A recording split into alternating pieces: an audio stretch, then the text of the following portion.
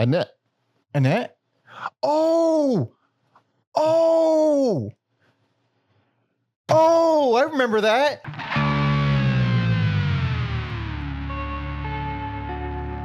Welcome to Every Album Ever with Mike and Alex. My name is Michael Mansour, and I'm joined, as always, by my friend of the sun, co-host Alexander Volt. Say hello. It is not fun in the sun, but hello.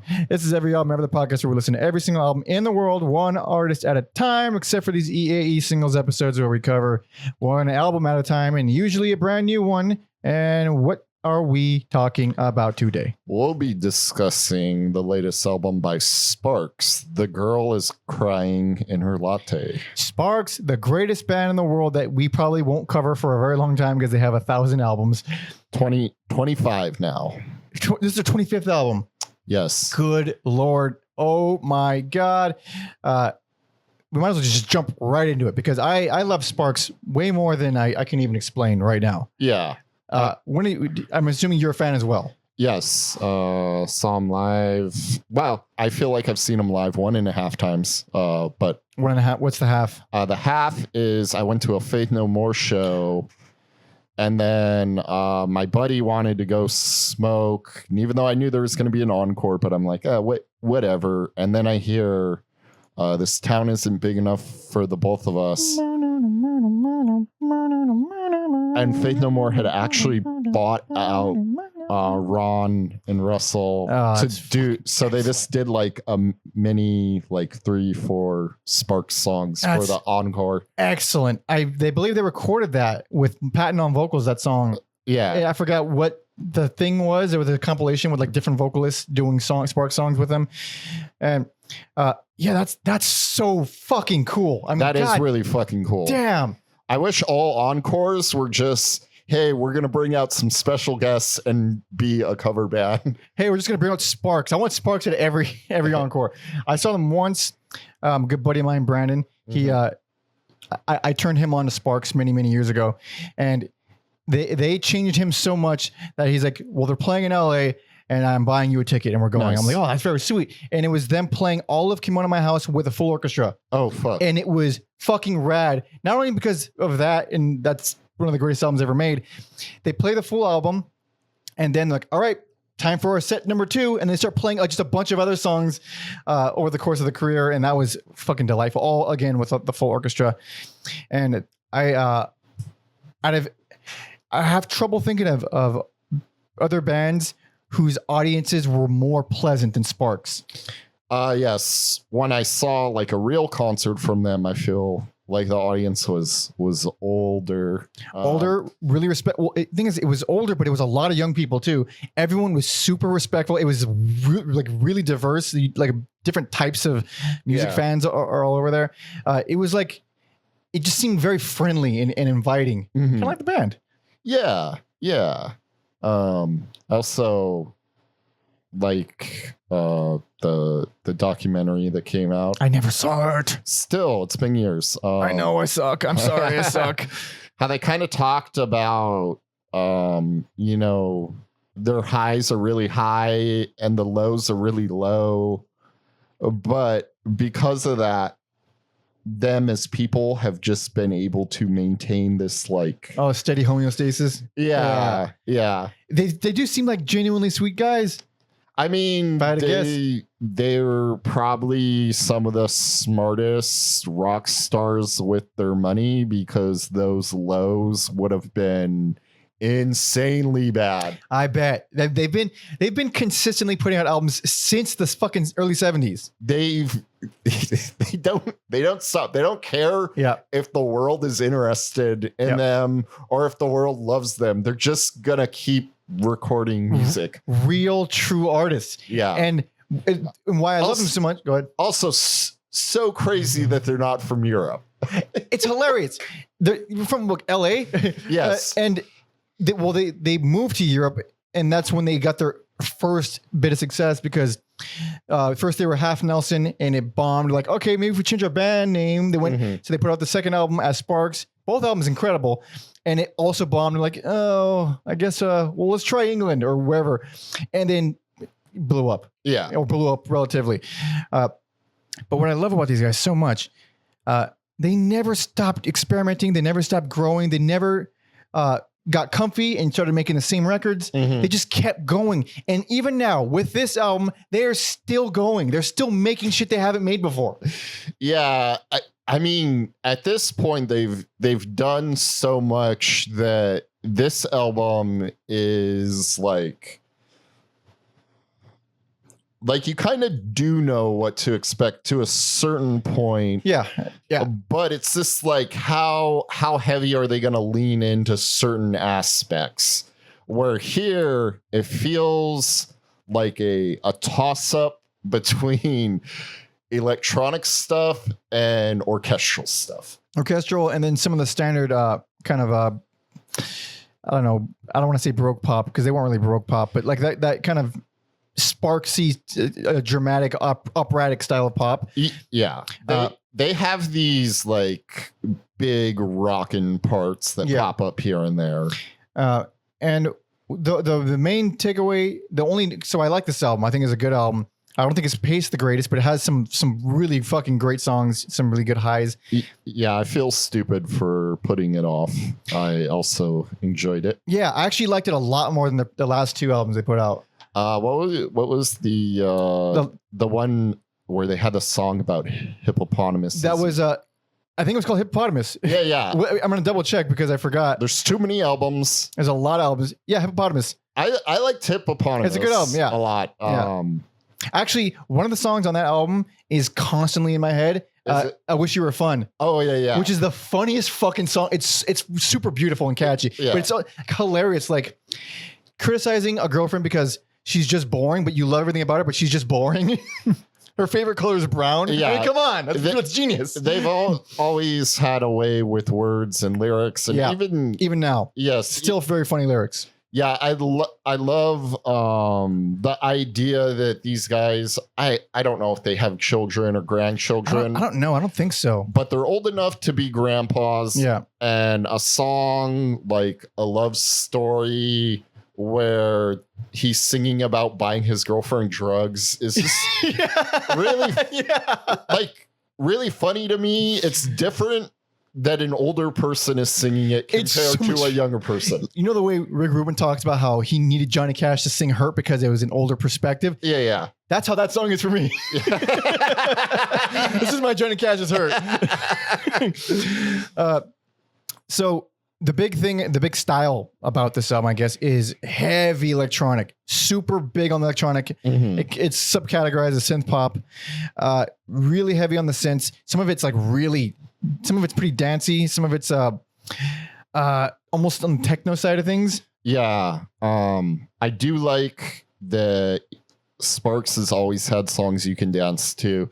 And this album has a song called We Go Dancing, and it's one of the least danceable songs. It is so kooky. It's dark. The lyrics are very on brand, referencing like modern DJs like Diplo and Skrillex.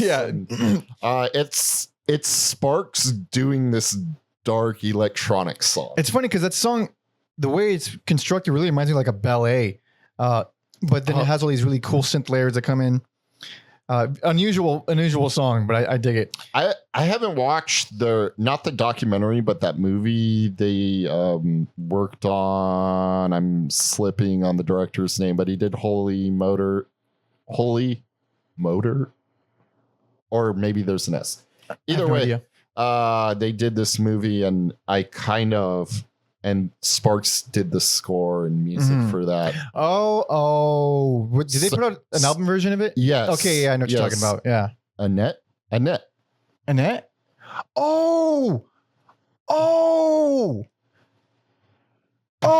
remember that. Yeah. I forgot about that. I didn't. Oh, shit. Anyways, I almost feel like doing that score kind of maybe had an impact on this because it doesn't. On this podcast, when we use cinematic, it's usually like these big, epic, swelling pieces that could go in a trailer or a dramatic. But this feels more like it's kind of laid out like a score. Yeah. I can see how that makes sense. there's some that don't sound anything like they kind of stick out to me like sore thumbs. I'm usually fine with them, but like nothing is as good as they say it is. I mean, it will stick in your head for days and days and days, but I can't say I like it. Yeah, it's like 80s pop rock, like an Outfield or something like that. I was gonna say that's the most like rockin' for like the people who only know the one song. But it's like that's always been in their DNA. There's that song. I like that one the most out of the like, and I'm using rock very, very loosely. It here. sparks rock. Yeah, I like Nothing the most, and then there's You Were Meant for Me. Oh, yeah. And it doesn't have to be that way. And those two just, they don't feel as good as the other songs do to me. I get it. You're Meant for Me. It has a little bit more, like, it has a lot more electronics than Nothing is as good as they say it is. Mm-hmm. I dig it. I don't love it. It kind of grew on me a little bit on second listen. I didn't like it on first listen very much. I like the arrangements a lot. That kind of help it for me. And then It Doesn't Have to Be That Way is very Beatlesy in the chord progressions. Mm-hmm. You would recognize that as someone, a lesser person might have said that was a ripoff of Beatles kind of thing. It's fine. I don't love it. But I do dig the last 30 seconds. And I guess, little things like that. Like, I don't love any of these songs, but those are enough to kind of push it over the edge for me. The stuff I love here is the weirdo electronic stuff. So the title track is just so weirdly charming because it has this almost industrial electronic beat behind it with Russell's characteristic operatic. So when I say operatic, I mean in the style that he sings, not in the register, because he's not falsetto anymore. In the trademark sparks, like the types of progression, the types of vocal lines that he's always done, very whimsical and theatrical. You would imagine that being in a musical. It's so crazy how good he is at those, even on those songs I just talked about, where he's doing it, and I'm just like, I don't love these songs, but like, goddamn, you guys, like, they're really catchy vocal lines. You really put your heart into. Yeah. I do miss his falsetto. He's not doing falsetto anymore, and he did falsetto for a long time. Is he just too old? Is it hurt now? I don't know, because like a lot of the later albums, he's very much all chest, you know. Yes. So yeah, the electronics, I agree with you. The electronic stuff is way more interesting to me. The opening title track is Dark Fuzzy. Yeah. And then Veronica Lake is... Love it. Love that song. It's like two weird songs that have a lot in common, but not really. It's the... Like, it reminds me of those like new age infomercial. In a way, I can see it actually does kind of channel for me some early 2000s, late 90s. But there's something, and within 3 seconds, I was fucking solo. Like, this rules, because it's really dark. It's really dark. The main synth line is this really busy kind of. I wish we could put it on. It's a really engaging little synth loop. Yeah. And of course the vocal layers, and there's a lot of harmonies, and they kind of bounce back and forth. They've been doing this since Little Beethoven, which is like the vocals are always, there's always a million of them, and they're always keeping things moving rhythmically. Which is actually quite brilliant. Not the best descriptor, but I wrote ascending and descending beat boops. Yeah. But so fun. Mellow and like... Yeah, there's something hypnotic about it, but it's still like, oh, that's fucking... You want to move to it. It's fucking cool. Yeah, I think that's why I went for like that new age music comparison to describe it. Love the synths on Escalator. Super nice texture. They sound like the OG Mega Man games. Those are the two most video game sounding songs, with Escalator being like the most video game. Yeah. Very like 8-bit, 16-bit, and it's kind of minimal. It's really neat. For the On the stuff on the cinematic side, you got Not That Well Defined, which I think feels great, real strong. That's one of my favorite tracks. I love the big orchestral stuff after we've been in this like electronica place, and then the orchestral, the strings and violins are just really fucking good on this album. 100%. Oh yeah, because then you also got Take Me for a Ride, which kind of reminds me of some Danny Elfman stuff, which it's not the first time they've reminded me of Danny Elfman. Yeah.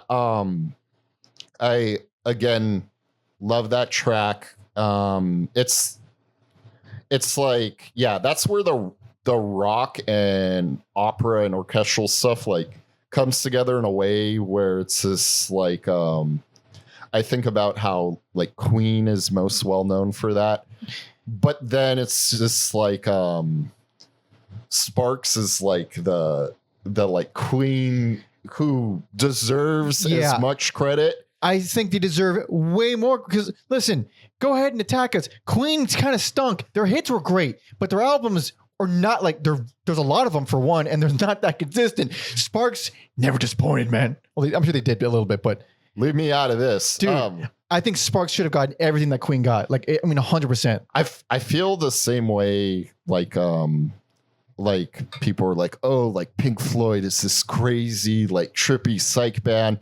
And then I remember listening to like Hawkwind, which is a little more harder and aggressive, but I'm just like, you guys would never. Would never. The thing is, like, Pink Floyd is obviously amazing, but they're not like, I wouldn't categorize them as like, oh, the crazy psychedelic stuff, the way I guess some other people would. It's just when we don't have too many. I can't think of too many examples of like this operatic rock from the 70s. You think of Queen, and then if you're a little bit more of a nerd, you think of Sparks. Yes. Which is weird that Queen is the one that kind of stood like throughout time. Like, it's the only one people kind of talk about still and play to death still. Yeah, I mean, those were huge radio hits, and I think Freddie Mercury's like death also this fed into their legacy. So, for sure. But yeah, anyways, like those are just like, yes, this is how operatic rock and roll music should be, even when the guys are old as hell. Old as hell too. Like my favorite big cinematic song is "It's Sunny Today," which I think it's like heart wrenching and super sad, but God, man, it's just gorgeous. Yeah, that is more like string section, and I like how when I think of Sparks doing their juxtaposition stuff, it's usually like bright, happy music with these like kind of dark lyrics. Yeah, and that one like black comedy dark. Yeah, that one's the inverse, where it's somber and sad, but if you listen to the lyrics, it kind of sounds like he's having a good day. I love there might be some twists and turns I didn't pick up on, but I think, man, I'm pretty sure it's Russell writing all the lyrics. I imagine. I can't say for sure, but some of my favorite lyricists ever, because they always feel so like sincerely quirky, but like legitimately good, really smart premises. Like, I mean, a love story is a perfect example. Like, being romantic by buying your girlfriend drugs. Like, it's a cute, funny, but like interesting premise. And if you go way back into like the 70s, was it Here in Heaven from Come On to My House, which is like, you had a suicide pact with your girlfriend, you kept it, she didn't, and you're like, what the fuck, dude? That's a great premise. Like, really, and they were such good lyricists that the band Telex, the Belgian, I believe Belgian electronic band, they were like one of the pioneers along with Kraftwerk and YMO. The album, was it The Birds and the Bees? Let me double check real quick. Nope, it's just called Sex. Okay. It was called The Birds and the Bees in certain countries because of the early 80s and censorship. But Sparks wrote all the lyrics for the whole album. Oh shit! Yeah, I didn't know that. Great fucking album, like really good album. That's the only one of theirs that I've heard though. Yeah, they're genuinely like weird, kooky, and nerds in a way people wish they could. Where it's not music, but I find something like A Big Bang Theory, the TV show, like I'm like, nerds do not function like this. No. Also, like, if you guys think that's cute, I will introduce you to some people, and you won't think it's cute. It's not cute because I knew a lot of guys that were those types of nerds, and they were legitimate pervert creeps. I mean, like full on pervert creeps. That reminds me, not about pervert creeps, but got a story when we go off the air about nerds and weirdos. Y'all gonna fucking wonder about that one. No, you won't. No, it means nothing. Yeah, fair enough. It means nothing. It's just for us. Sorry about that. Go ahead. Staying on the lyrics though, I think I was already having a good chuckle during When You Leave. And it's funny. Oh, right. Yeah. Because most people you hear that in a song and you're like, oh, it's somebody leaving their lover. No, this is so much better. It's so much better. I already thought it was hilarious and having a good time. And because it ranges from like, we're going to do all the drugs, not verbatim, but we're going to play X to like doing drugs to playing Xbox. That's really funny to me. Yeah. And then at one point he says, and God knows what liquids will be left on the. Yeah. It's like a person who's like, they won't leave and he's waiting for them to fucking get the fuck out of there so he can do his shit. All the crazy stuff raining. Yeah. From juvenile to sex and blood. It's great. I don't like this. I don't like the song very much, but the lyrics are so fucking charming and funny. Like, all right. Yeah, you have to. God, yeah. That's one thing they've always had with lyrics on, and basically every album I've ever heard from them, the lyrics have been spectacular. And I'm not a lyric guy, but they're always, because when I think of funny lyrics, I think of like you hear it a couple times and it gets old because it's just like a funny word here, or here's a little joke there, or even someone who's as brilliant at it as a Wheeler Walker Jr., where it's full on, I mean, just depravity, but hilarious depravity. This is like little contained funny stories. Yes. And they're well worded, well written. One of my favorite songs. I love the song so much, but the lyrics are some of my favorite in the entire world. And that is Here Comes Bob from the second album. It's a guy who makes friends by crashing into their cars and like, I'm sorry, dude. You want to have a drink later? It's like the judge saying like, what the fuck is wrong with you? But it's, I'm glad you're making friends. It's like such a hilarious, wonderful little story that happens to be funny. And it's really well worded and well written. They're the best fucking lyricists ever. It's like them and Nick Cave are my favorite. It's so crazy too to this like be at this age, and it's just like I think even if someone's not a fan of this album, it's like I don't think they're phoning it home. I feel like there's still sincerity and a genuineness there that it's kind of an apples and oranges thing, but just because they're older.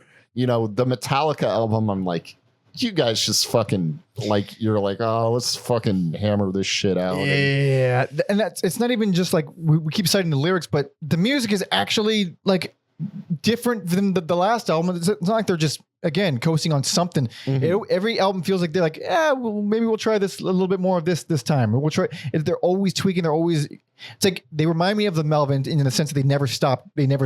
Yes. We're just going to keep trying what we think is interesting or fun because they're in their 60s or 70s. I don't know how old they are. I'm going to find out actually right now because I'm very curious. Yeah, they're in their 70s. Almost 80. Ron is 77 right now. Yeah. How old's Russell? How old is Russell? 75, maybe? 74. Okay. Jesus Christ. He looks great for 74. Holy shit. Also, still sounds fucking... he may not be able to do the falsettos, yeah. But he sounds way better than like an Ozzy. Ozzy can't even perform. I know. Now. Yeah, I know. He's done. But he's done. He's been cooked. He was cooked in the early 2000s. Yeah. I mean, to be fair, I think these guys took care of themselves a lot better. They were like. I think they were always like health freaks. Yeah, and they were always very clean and like just having a good time with each other, just hanging out. Yeah, we're not gonna go crazy. Guys. I guess there's this like the cliche of they're older and people just kind of accept it, and I'm just like, man, these guys kind of like had a crazy touring. Like they didn't stop either. Like I tried watching the Elton John's last concert at Dodger Stadium. And I'm just like, it sounds good, but like, you know, if you're doing Benny and the Jets and I'm not getting the Benny, Oh yeah, like, yeah. Isn't his voice all like a death metal growler now? it's Benny. No, it's not that bad. It's fine. It's fine. It's fine. But just like, or like, I think famously too, like Bob Dylan, like that guy got fucking wrecked. So Yeah, yeah. I mean, he looked like it too. That is fucking crazy. These guys are still like have this youthful energy about them. yeah, and yeah, it's this lesser people would have been beaten down or not doing it anymore. Yeah. Or they would have been a what if band, and I think people will have that scenario where like, oh well, what if they did get famous, but it's never like a dire situation where these other what if scenarios happen. Yeah, they just seem like particularly smart and like reasonable, level-headed guys that happen to be amazing songwriters and funny lyricists. Yeah, it is rare. It's one of the anomalies of the 70s. Like this band makes zero sense with the 70s, like how they existed and how they're still alive and doing in this. I guess even in 2023 they still makes zero sense. It's like the Hunter S. Thompson thing. They're like too weird to live, too rare to die. Yep. I may have screwed that up. Something like that. Something along those lines. But man, I regret putting this album off for a few months. Yeah, it was a nice pick me up. It was perky to hear it. Yeah. Yeah, it's like, I mean, I don't love the whole thing. I don't think it's it's not one of my favorite albums of theirs, but it's like, it's just delightful and they're still delightful and it doesn't suck. Like it doesn't suck. That's big. Yeah. That's huge for a band this old. It's this old and on their 25th album. Like it's crazy. They defy all logic. They certainly do. And I love them and I love them forever. And even the albums that I don't love, there's still things on there like, all right, I got to give it up for that one 100%.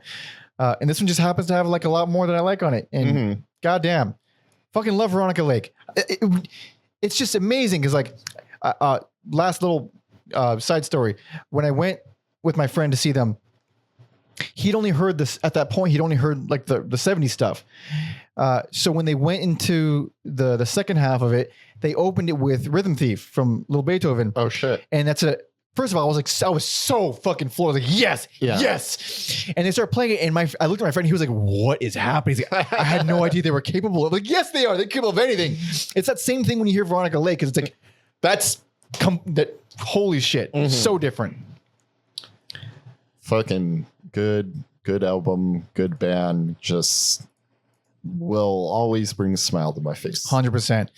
So check it out. If you like Sparks, obviously. If you don't like Sparks or you don't know Sparks, obviously I'm going to go check out the 70s shit. The first 5 albums are flawless. The first five albums are flawless. How many bands can you say that about? That's high praise coming from you. Metallica. Bringing it back to Metallica. Dude, Metallica and Sparks. It's hard to do that many albums in a row without fucking up. It's holy shit, especially out the gate like that. That's insane. But they also have 20 more albums, and many of them are great. I have not heard all of them. There's too fucking many. Also, if you like Cocaine Dance, Giorgio, I always fuck up his name. Yeah, Moroder.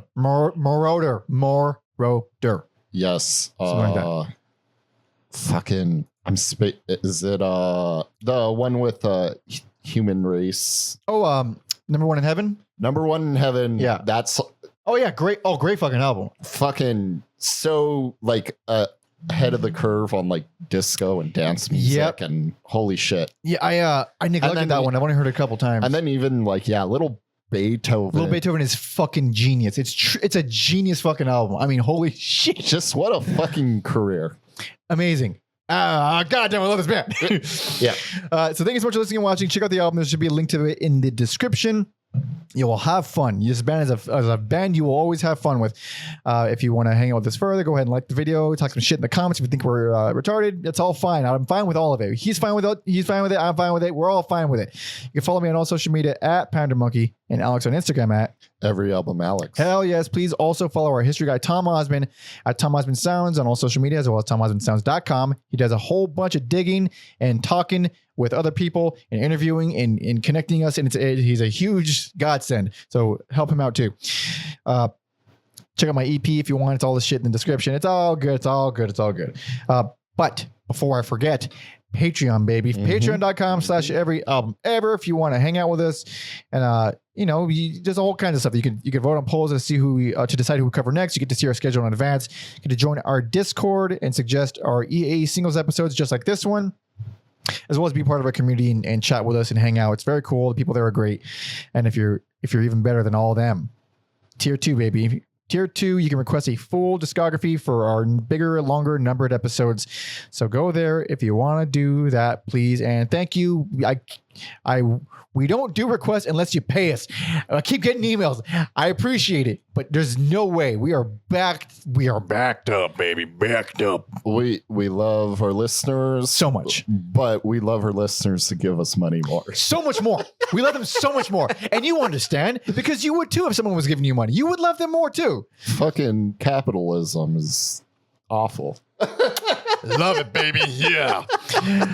So we gonna wrap it. What are we gonna wrap it with? We can do Veronica Mars because it's so unique. I like how you said Veronica Mars. Or sorry, Veronica. It is. Yeah, Veronica. It's Veronica Mars, and that's all there is. Look, Kristen Bell seems like an angel. So Veronica Lake. We're talking about it so much. We gotta play it. Hell yeah! So thanks so much for listening and watching. See ya.